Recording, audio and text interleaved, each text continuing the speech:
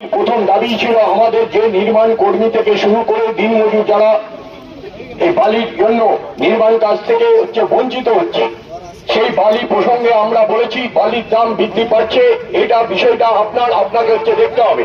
BLRO সাহেব জানিয়েছেন যে এই বিষয়টা উনি নিয়ন্ত্রণ করেন না, ওনার ঊর্ধ্বতন কর্তৃপক্ষদের কাছে আমাদের এই বার্তা পৌঁছে দেবেন এবং যত শীঘ্র সম্ভব এই কাজ যাতে করা যায় সেই দিকে উনি নজর দেবেন, যাতে বালির দাম বা কালোবাজারি বন্ধ করা যায়। আমরা দ্বিতীয় দফায় বলেছি করতে হবে জিন্দাবাদ জিন্দাবাদ ইনকিলাব জিন্দাবাদ। ভিডিও মারছিস তো, আমি মারবো না তাহলে।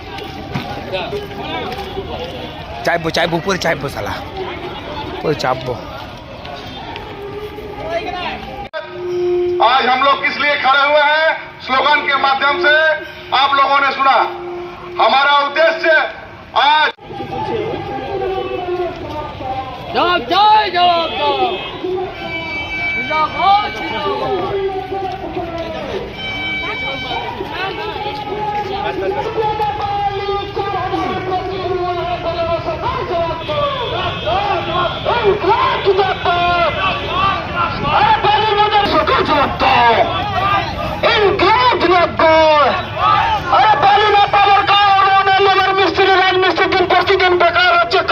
ছিল তাদের গলায় হাত ঢুকিয়ে আমরা এই জমি কেড়ে এই দপ্তরের মাধ্যমে সাধারণ মানুষকে দিয়েছি।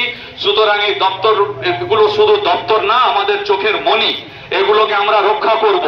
কিন্তু যারা এই অফিসগুলোতে বসে দুর্নীতি করছেন, বালিতে দুর্নীতি করছেন, যারা দুর্নীতিটাকে নিজের পেশায় পরিণত করেছেন, তাদেরকে আজকের এই জমায়েত দিয়ে আমরা করছি। আর এই অফিস থেকে আমরা দুর্নীতি মুক্ত করব। আর যদি বায়ু সংক্রান্ত বিষয়, এটা আমি আমার ঊর্ধ্বতন কর্তৃপক্ষকে অবশ্যই এটা নজরে আনবো, যেগুলো আপনারা ইস্যু তুলেছেন।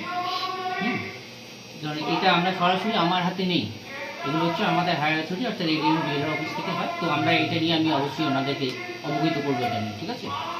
3 নম্বর হচ্ছে পুকুর বা জলাজমি ভরাট, সেটা নিয়ে আমরা অলরেডি ব্যবস্থা নিচ্ছি। কমপ্লেন এলে আমরা অলরেডি ব্যবস্থা নিচ্ছি।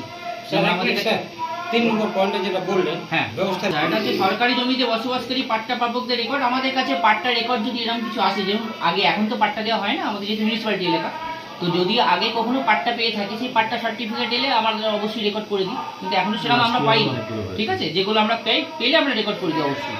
যা প্রসেস ডি প্রসেস এনকোয়ারি করে আমাদের যে পাট্টা রেজিস্টার আছে তার সাথে ভেরিফাই করে আমরা পাট্টা রেকর্ড করে দিই যখন যেরকম আসে, ঠিক আছে। আমি এখানে জাস্ট 5 মাস হয়েছে হবে, তো আমি এরকম কোনো এখনো পাট্টা রেকর্ডের পাইনি, এলে আমি অবশ্যই করে দেবো, এটা নিয়ে কোনো নিশ্চিত থাকবে। তালিকা তৈরি করে সরকারি কোম্পানি ও ব্যক্তি মালিকানাধীন জমিতে বসবাসকারী মানুষের জমির অধিকার শর্ত, সরকারি জমি হলে পাট্টা যেমন হয়, কিন্তু যেহেতু মিউনিসিপ্যালিটি এলাকাতে পাট্টা দেওয়ার এখন সেইরকম ব্যবস্থা নেই, তো এটা হবে না। আর সেক্ষেত্রে কি হবে? সেক্ষেত্রে আমরা জানাবো, প্রপোজালটা পাঠাবো আমাদের এতে হায়ার অথরিটির কাছে পাঠাবো যদি এরকম হয়।